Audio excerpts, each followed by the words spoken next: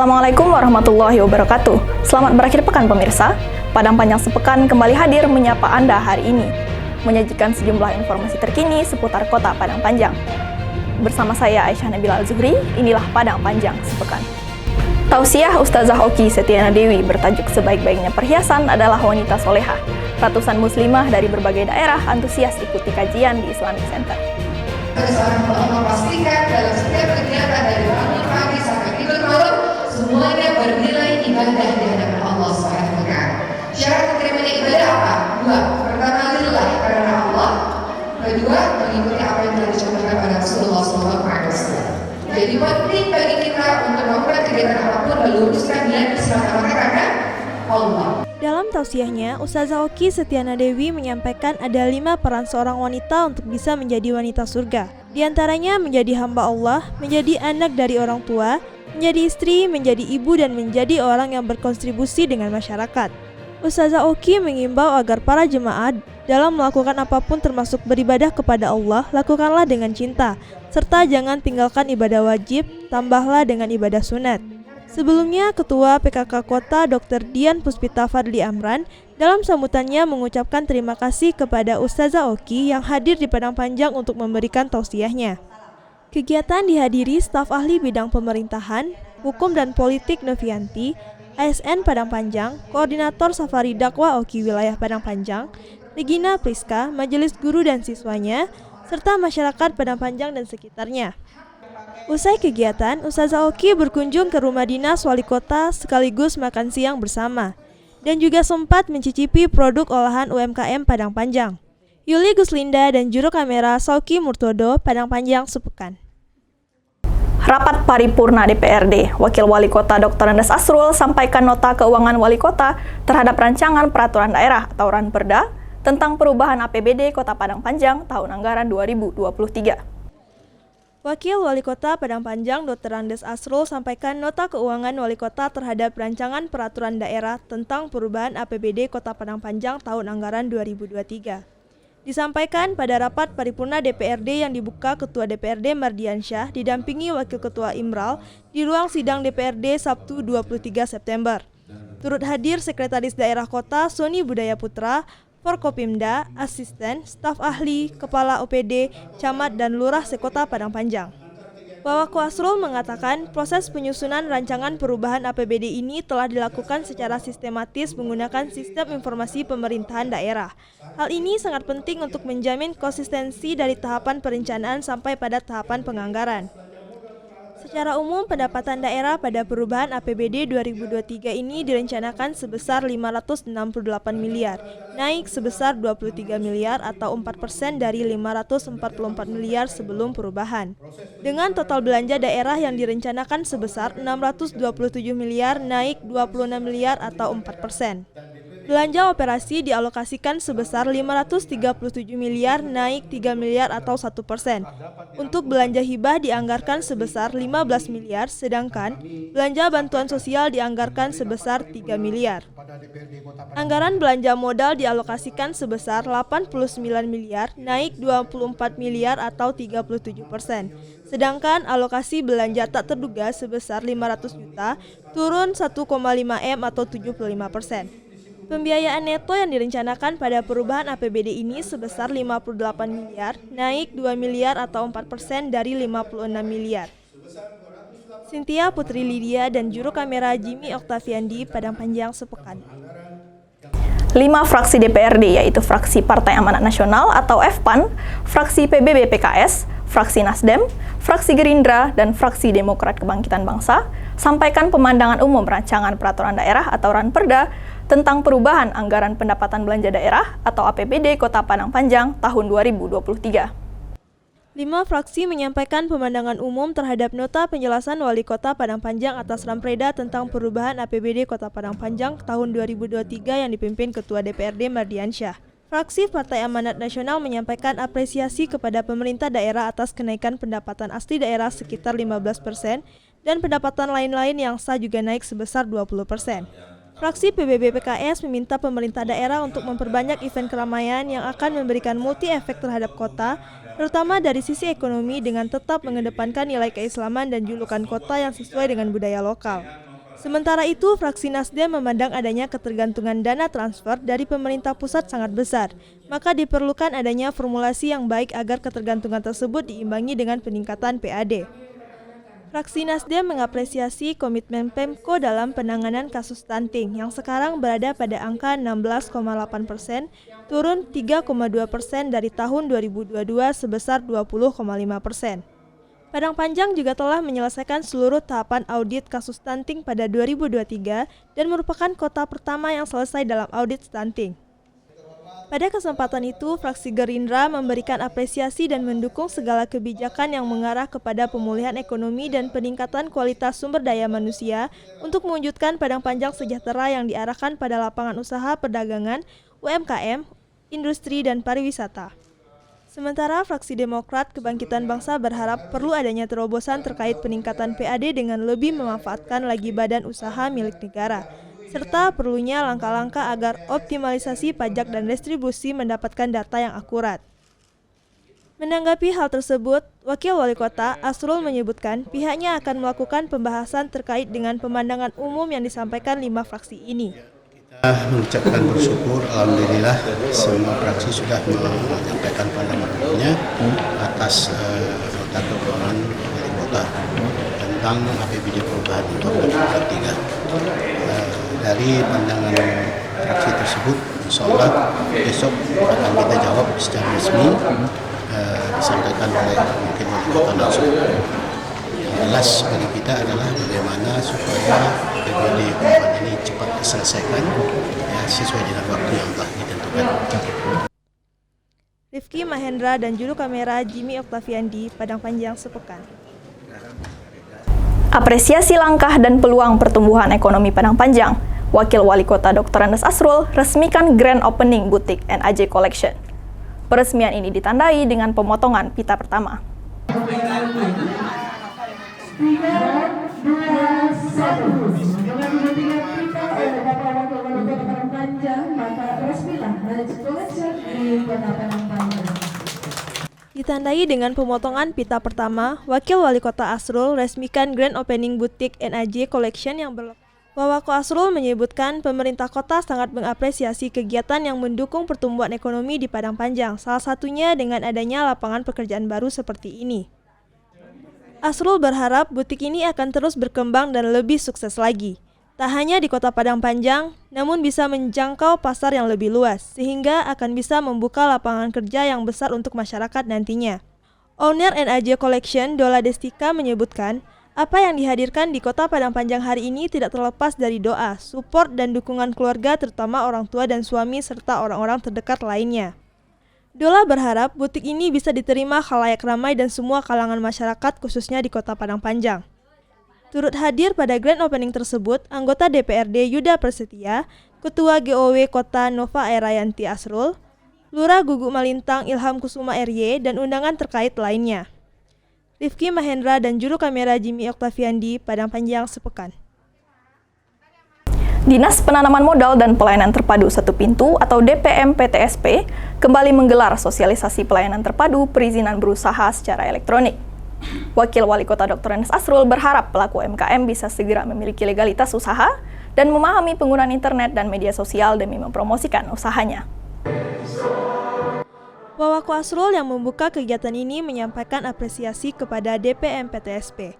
Ia juga berharap pelaku usaha segera memiliki legalitas usaha dan memahami penggunaan internet dan media sosial untuk mempromosikan usaha yang dimilikinya.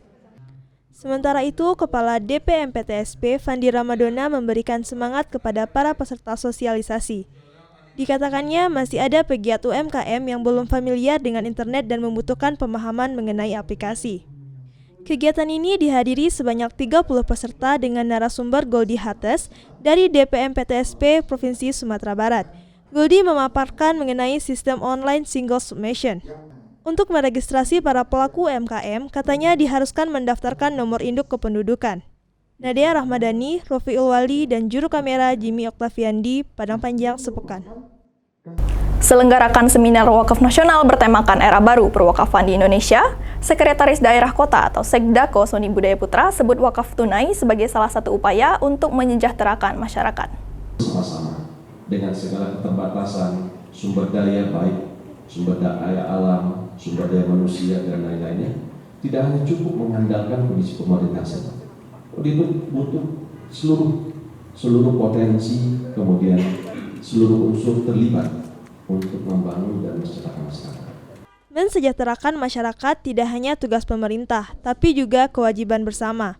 Wakaf termasuk salah satu upaya untuk mewujudkan itu. Sebut Sekdako Soni Budaya Putra dalam seminar Wakaf Nasional bertemakan Era Baru Perwakafan di Indonesia di Aula Lantai 3 Balai Kota Senin 25 September. Ia juga menyebutkan di era digital saat ini, pengetahuan dan tata cara wakaf tunai bisa dengan mudah disebarluaskan. Sementara Kepala Kantor Kemenak Kota Padang Panjang, Dr. Andes Haji Alizar, berharap pemerintah daerah dapat mengayomi program wakaf yang sesuai dengan ajaran agama Islam. Ia ingin Kota Padang Panjang melakukan program wakaf tunai atau waktu untuk mewujudkannya. Seminar ini turut dihadiri Forkopimda, OPD, BUMN, Ormas, serta Ketua LSP BWI Profesor Nurul Huda dan narasumber lainnya. Aisyah Nabila Azhuri, Julia Evrita, dan juru kamera Fauzan Alia Rahman, Padang Panjang sepekan. Saat ini, pengetahuan dan tata cara wakaf tunai bisa dengan mudah disebarluaskan. Sementara Kepala Kantor Kemenak Kota Padang Panjang, Dr. Andes Haji Alizar, berharap pemerintah daerah dapat mengayomi program wakaf yang sesuai dengan ajaran agama Islam. Ia ingin Kota Padang Panjang melakukan program wakaf tunai atau waktu untuk mewujudkannya. Seminar ini turut dihadiri Forkopimda, OPD, BUMN, Ormas, serta Ketua LSP BWI Profesor Nurul Huda dan narasumber lainnya. Aisyah Nabila Azhuri, Julia Evrita, dan juru kamera Fauzan Alia Rahman, Padang Panjang sepekan. Wakil Wali Kota Dr. Andes Asrul sampaikan jawaban atas pemandangan umum 5 fraksi DPRD terkait perubahan APBD Kota Padang Panjang tahun 2023. 30% jalur prestasi pada PPDB SMA yang berada di Kota Padang Panjang diberikan kepada anak-anak Padang Panjang. Untuk SMA 1 Sumatera Barat saat ini sudah mengakomodir 20% kuota anak-anak Padang Panjang. Wawako Asrul menyampaikan terima kasih atas apresiasi yang diberikan fraksi PAN terhadap kinerja pendapatan daerah.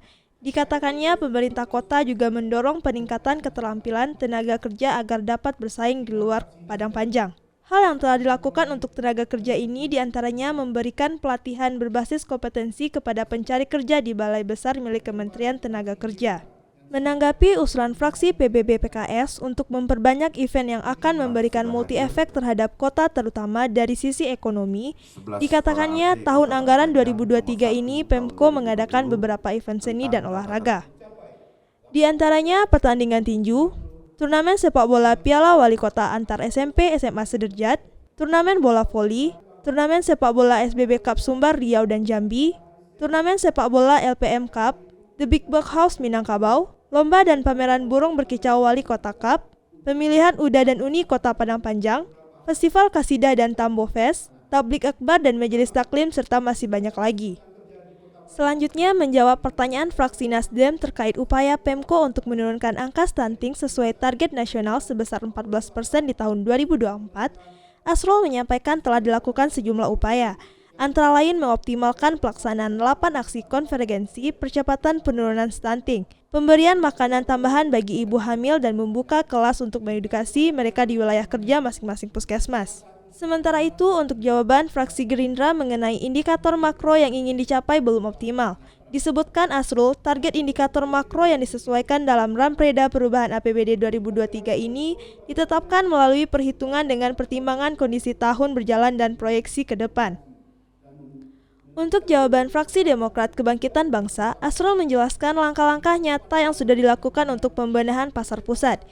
Disampaikannya pada dasarnya transaksi perdagangan barang-barang pokok berjalan normal, namun untuk perdagangan pakaian, sepatu, tas, dan lain-lain yang sejenis memang terjadi penurunan transaksi sejak beberapa tahun terakhir.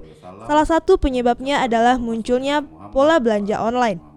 Cynthia Putri Lydia dan juru kamera Fauzan Aulia Rahman, Padang Panjang sepekan. Pada hari ini merupakan tindak lanjut dari rangkaian rapat paripurna DPRD Kota Padang Panjang yang dimulai pada hari Sabtu tanggal 23 September 2023 dalam rangka penyampaian nota keuangan Wali Kota Padang Panjang terhadap Ranperda tentang perubahan APBD Kota Padang Panjang tahun anggaran 2023. Upaya memudahkan pemantauan aspek operasional dalam menunjang pelayanan pelanggan, Wakil Wali Kota Dr. Andes Asrul luncurkan aplikasi Sistem Informasi Manajemen Pelayanan atau SIMPL milik Perusahaan Umum Daerah Air Minum atau Perumdan Tirta Serambi. 3, 2, 1. Dengan dilakukannya pengguntingan pita oleh Bapak Wakil Wali Kota Padang Panjang didampingi oleh Ketua DPRD Kota Padang Panjang beserta undangan lainnya, maka Didampingi Ketua DPRD Mardiansyah dan Direktur Perumdam Tirta Serambi Adrial Abakar, launching aplikasi ini dilaksanakan di halaman kantor Perumdam. Sampel berasal dari gabungan database aplikasi Geographic Information System dan Smart Water Management System yang telah diolah karyawan Perumdam secara mandiri menjadi berbasis GIS atau Sistem Informasi Geospesial. Wawako Asrul dalam sambutannya mengapresiasi aplikasi SIMPL ini. Ia meminta setelah di-launching segera disosialisasikan kepada seluruh stakeholder dan memanfaatkan aplikasi SIMPL ini dengan sebaik-baiknya. Sementara itu, Adrial Abakar menyampaikan pihaknya sebelumnya sudah mengembangkan berbagai aplikasi pendukung operasional. Kemudian melanjutkan integrasi untuk semua aplikasi menjadi berbasis informasi geospasial. Aplikasi SIMPL ini dapat diakses melalui portal simple.pdam-padangpanjang.co.id. Ada 3 keunggulan dari inovasi SIMPL, diantaranya kemudahan untuk dipantau pada satu layar, peta berbasis spesial, terkait semua aspek operasional dan aspek pelayanan pelanggan, memudahkan dan dapat membantu meningkatkan kecepatan pengambilan keputusan yang tepat pada lokasi yang akurat. Pada kegiatan ini, Perumdam Tirta Serambi juga memberikan 3 sambungan rumah gratis kepada pelanggannya. Ikut hadir Forkopimda, Kepala Cabang Bank Nagari Padang Panjang, OPD terkait, Kepala Cabang Bank Nagari Syariah, Perumdam Solo, dan lainnya. Cynthia Putri Lydia, Juru Kamera Jimmy Octaviandi, Padang Panjang sepekan.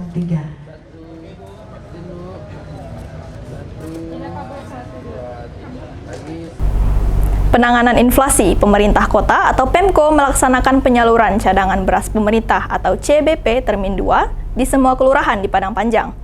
Beras yang dibagikan adalah beras dengan kualitas medium sebanyak 10 kg.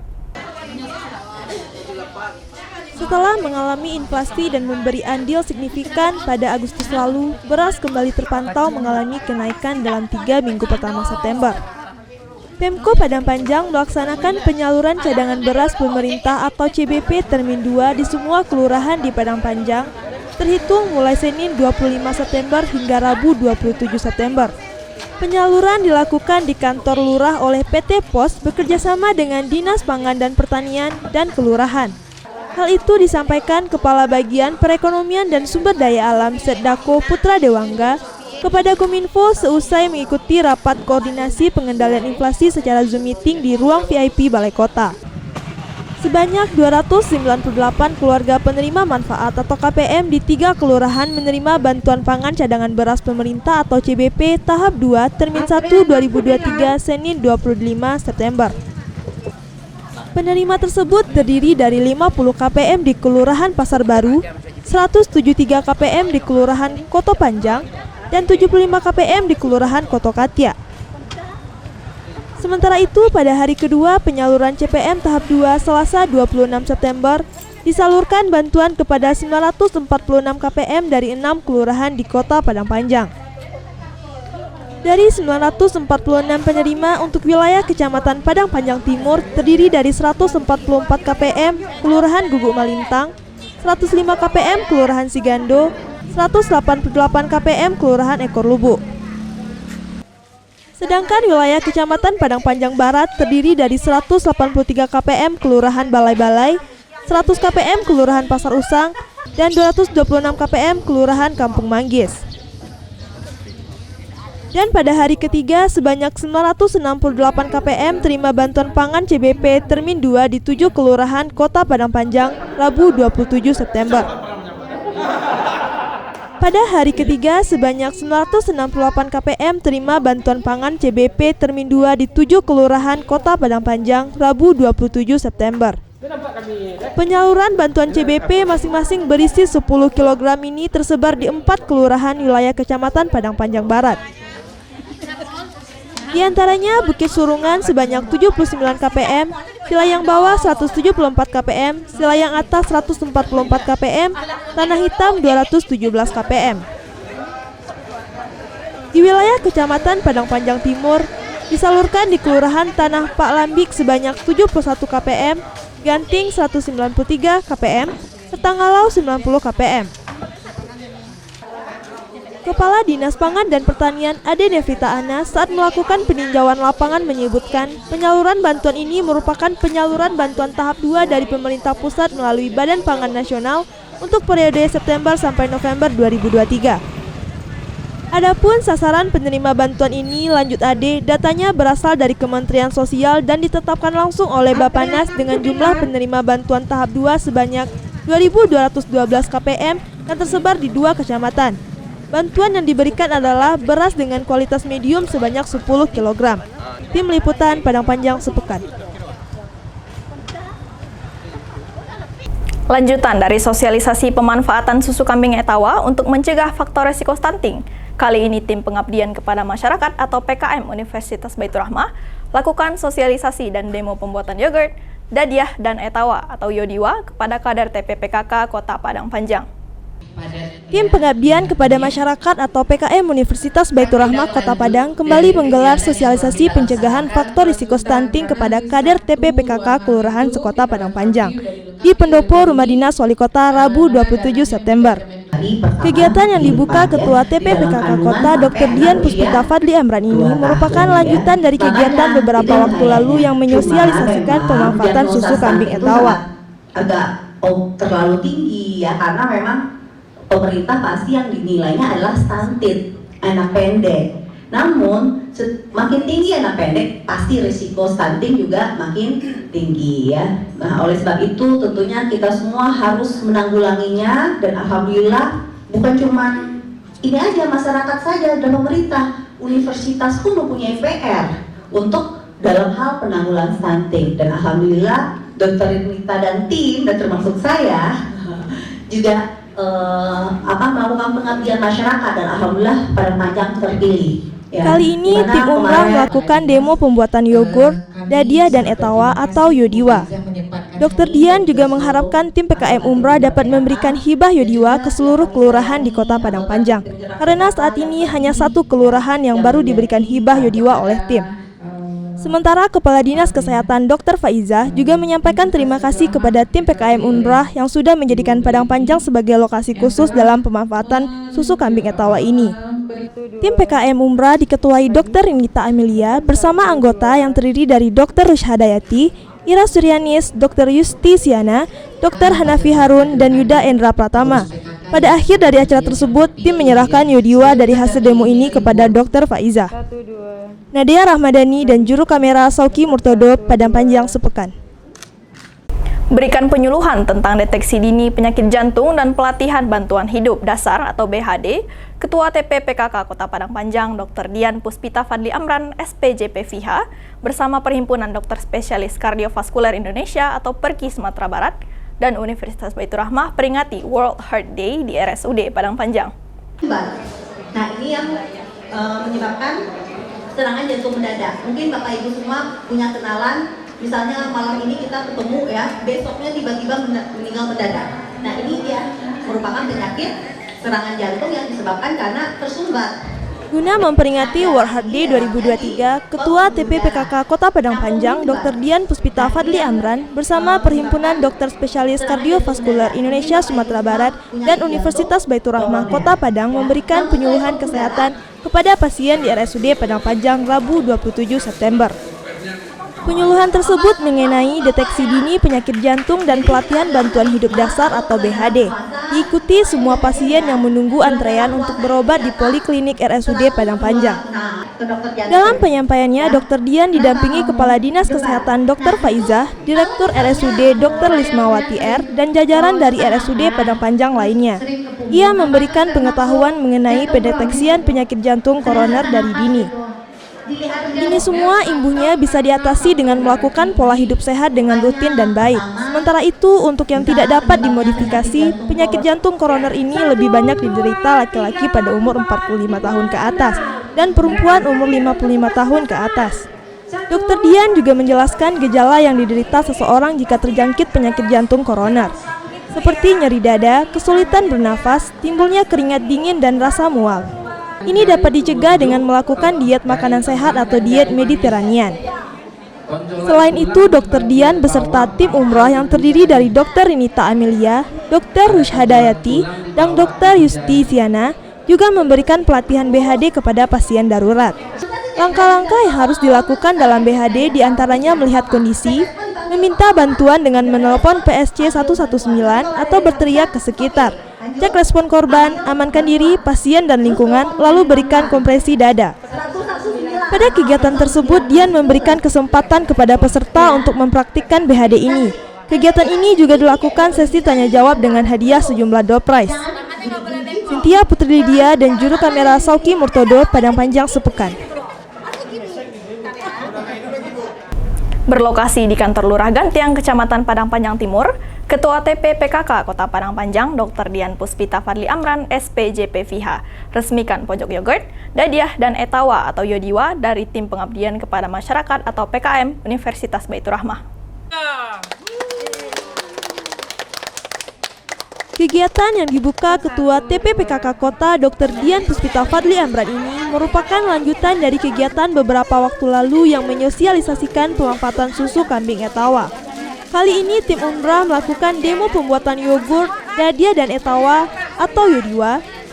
Dr. Dian juga mengharapkan tim PKM umrah dapat memberikan hibah yodiwa ke seluruh kelurahan di Kota Padang Panjang, karena saat ini hanya satu kelurahan yang baru diberikan hibah yodiwa oleh tim.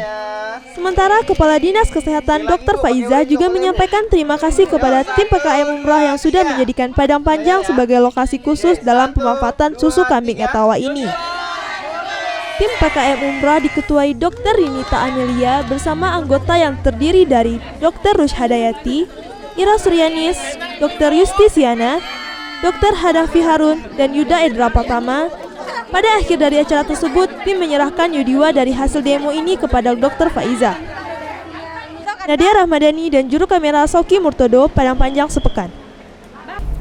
Dibuka Wali Kota Haji Fadli Amran BBA Datuk Paduka Malano, malam puncak pemilihan UDA UNI Kota Padang Panjang 2023 yang digelar di halaman Museum Bustanul Arifin, Pusat Dokumentasi dan Informasi Kebudayaan Minangkabau atau PDIKM berlangsung meriah. Sastra kita. Dengan sama-sama mengucapkan basmalah, bismillahirrahmanirrahim, pemilihan UDA UNI Kota Padang Panjang tahun 2023 secara resmi kita nyatakan dibuka.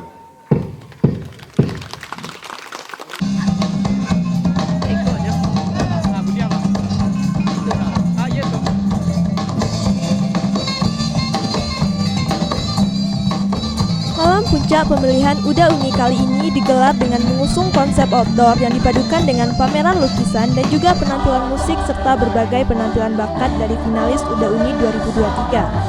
Saat membuka kegiatan tersebut, Wako Fadli Amran mengapresiasi terselenggaranya pemilihan UDA UNI Kota Padang Panjang 2023 ini. Fadli mengatakan dengan pemilihan UDA UNI ini tidak hanya bisa menjawab tantangan. Wako Fadli mengatakan dengan pemilihan UDA UNI ini tidak hanya bisa menjawab tantangan kepemudaan hari ini, tetapi juga harus bisa mempresentasikan tokoh muda yang baik, yang berakhlakul karimah, yang mempresentasikan pemuda-pemudi Kota Padang Panjang yang anti narkoba, anti LGBT, yang betul-betul pintar dan brilian. Sementara itu, Sekretaris Dinas Pariwisata Provinsi Sumatera Barat, Yulitri Susanti, juga mengapresiasi kegiatan rutin tahunan ini untuk mencari duta wisata yang bertalenta. PLT Kepala Dinas Pemuda, Olahraga dan Pariwisata, Nuras Rizal menjelaskan, pemilihan UDA UNI ini sudah dimulai sejak 1 Agustus lalu. Dimulai dari tahap pendaftaran, seleksi, pembekalan hingga malam puncak grand final dengan jumlah peserta 19 orang, terdiri dari 12 perempuan dan 7 orang laki-laki. Turut hadir Forkopimda, Sekdako Soni Budaya Putra, Ketua TP PKK Dr. Dian Puspita Fadli Amran, yang juga selaku Dewan Juri, Asisten, Staf Ahli, dan OPD. Liga Paduana dan juru kamera Jimmy Octaviandi, Padang Panjang sepekan. Grand Final UDA UNI Padang Panjang 2023, Mikael dan Iftitah berhasil mengungguli 5 pasangan UDA UNI lainnya yang berhasil masuk dalam 5 besar finalis. Pasangan Mikail dan Iftita berhasil mengungguli 5 pasang Uda Uni lainnya yang masuk dalam 5 besar finalis Grand Final dengan penilaian yang sudah diakumulasi mulai dari pembekalan hingga malam Grand Final.